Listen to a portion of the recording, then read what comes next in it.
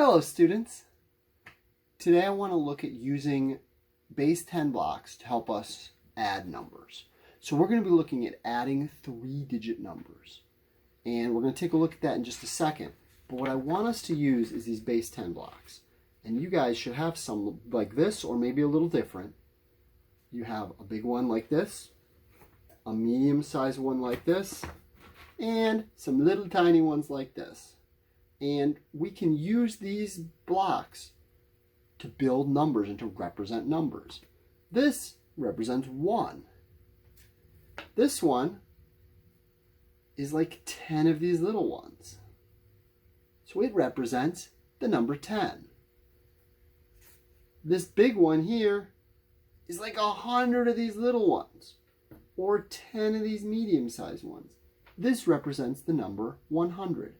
So we can use hundreds, tens, and ones to build numbers, and then we can use these blocks to help us more successfully add those numbers together. Let's take a look at how we can do that. So we're going to add up some numbers, and I want to add 3-digit numbers. We can find 3-digit numbers just about anywhere. Obviously, you can always find things to add up on a worksheet. But today I'm just going to use some cards and randomly make some numbers. So let's take a look at this. And I like cards because they give me a nice, clear rows and columns. I can put them into an array.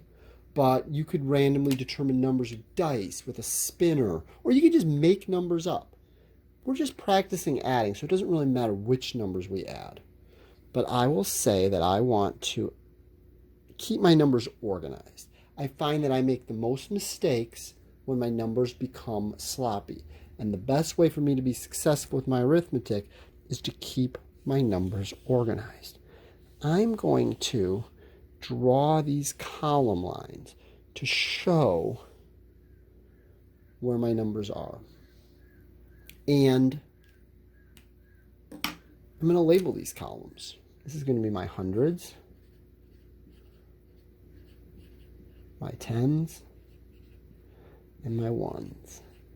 So now I'm drawing these columns. I'm using dry erase, obviously, but one of my favorite resources, my favorite strategies, is to use this kind of paper. We all have this kind of paper laying around. And look at this. They put the columns on there for you. I can use this to write my numbers. 257 plus 438. And look at that. My columns are right there. I have these I have these columns to keep my numbers organized. And I'm going to use these same things here, but you can do it at home with dry erase or just with a regular piece of paper. So my first number, 257. This means that I have 2 hundreds. And we can represent that with 2 hundreds blocks. This means I have 5 tens or 50. And we can represent that with 5 tens blocks. And I'm just going to stick them kind of next to them. I know they're going to get in the way a little bit, but I'll move them in a moment.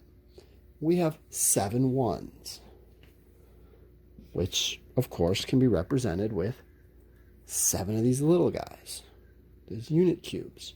And in our second addend, we have 400. That 4 in the hundreds place can be represented by 4 hundreds. We have a 3 in the tens place. That 3 in the tens place is really worth 30. It can be represented by 3 10 blocks. And then we have this 8 in the ones place. That just represents 8. And we can represent that with 8 ones blocks. We'll squeeze our plus sign in over here somewhere. But we have 257 plus 438. Well, what does that mean? Let's kind of scooch some of this stuff out of the way so we can see a little bit better.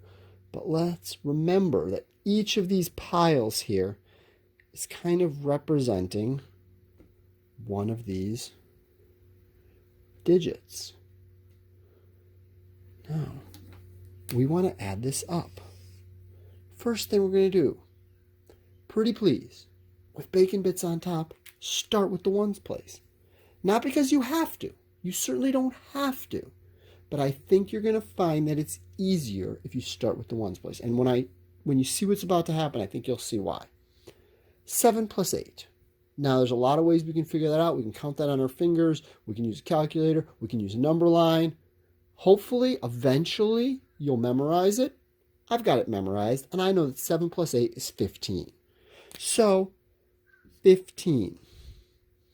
Here's a problem. If we write 15 in the ones place, that's going to be confusing. 5 plus 3, I know that's 8. 2 plus 4, I know that's 6. And we get an answer here, 6815. 6 hundreds, 8 tens, 15 ones. But if I write this number, 6815, people are going to think I mean 6,815. And my answer is not 6,000. So I have a problem. Let's go back to this point right here. 15 ones. The way our number system works is I can put any digit in the ones place. Any of my digits. 0, 1, 2, 3, 4, 5, 6, 7, 8, or 9. But I can't put a 15 in the ones place. So let's think about, what does the number 15 mean? It means 5 ones and 1 10.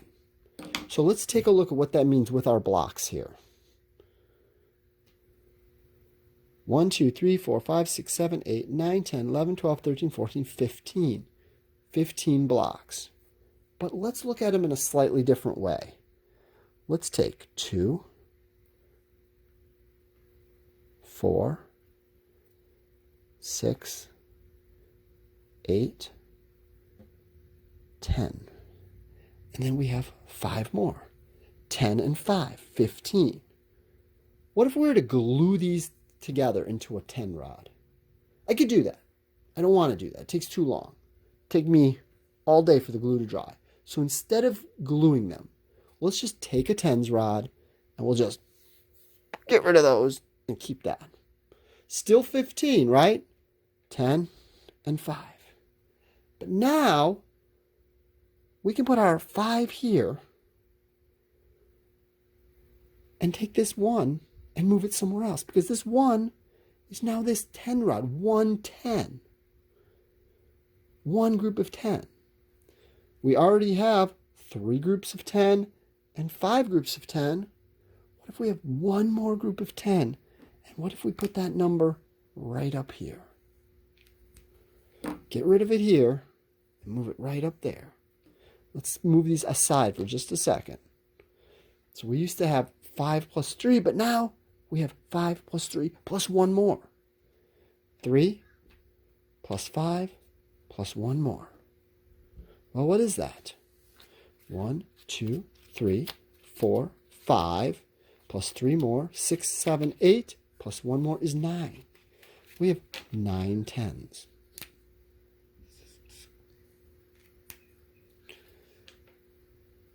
We regrouped them. We took those extra ones and moved them over into the tens column because they formed a group of 10. And then here we have our 200s plus our 400s. That equals 600s. So we can tell that 257 plus 438, altogether that equals 695. Not 6,000, but 695. We can see it with our blocks, and we can see how we can do that. So once again, you guys can do it on paper. You guys can do it on a dry erase board. But when you're practicing, remember, if you get this number that's bigger than 1 digit, you've got to move those extra ones over. Okay.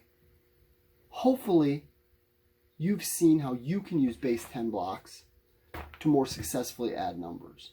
Hopefully, you guys are going to take some time to practice adding your numbers. And hopefully, it works out really well for you. remember, you can use any numbers you want to practice. This is just practice. When you encounter numbers that you really need to add up, you're going to be great at it because you've spent this time to practice.